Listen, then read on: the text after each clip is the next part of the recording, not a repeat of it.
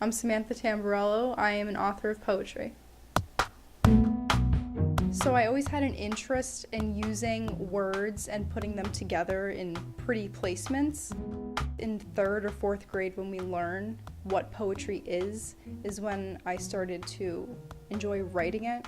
I didn't know what poetry was before that, but I knew that I had an urge to write pretty, with pretty metaphors and styles and big words that I didn't even really understand yet, but I thought it looked cool.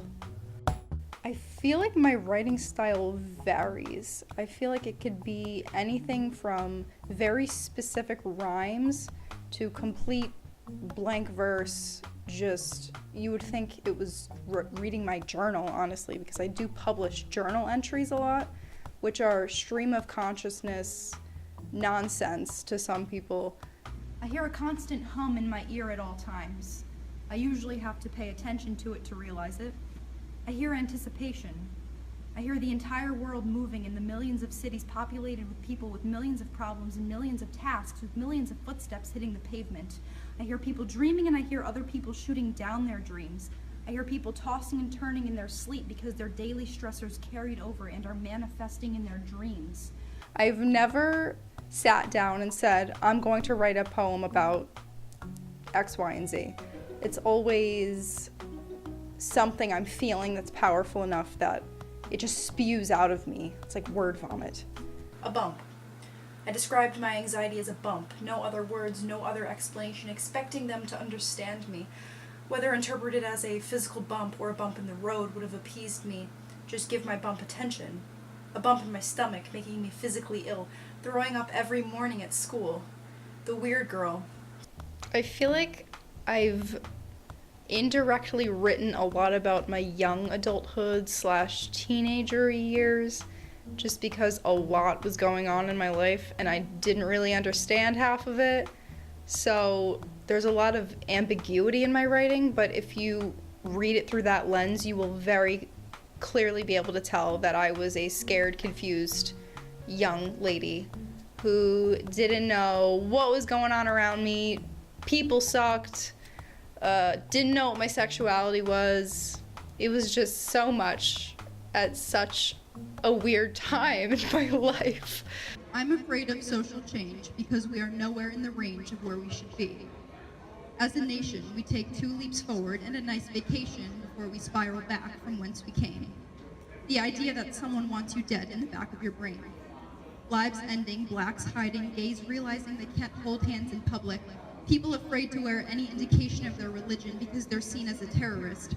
Oh, sorry, I guess you missed the memo sent around that said you don't need to spread love to coexist. My first book is Polar Words, and it is kind of about my high school experience and where my mind was at that time. There's a lot of poems about loss and anxiety and a lot of mental illness themes. There's also my experience with love at that point in my life. And then I wrote Limitless, which is a lot of love poems. And there's a little bit of loss and moving on and pretty much life. And Sweet Familiarity is about nostalgia and reflecting on memories and the feelings that you get when you think about those memories. Sometimes nostalgia can be so exciting and make you so happy, but sometimes it just feels awful. So I kind of explored that and wrote a lot about things in retrospect. I published my first 2 books through an independent publishing website called Lulu, and the third one was through CreateSpace.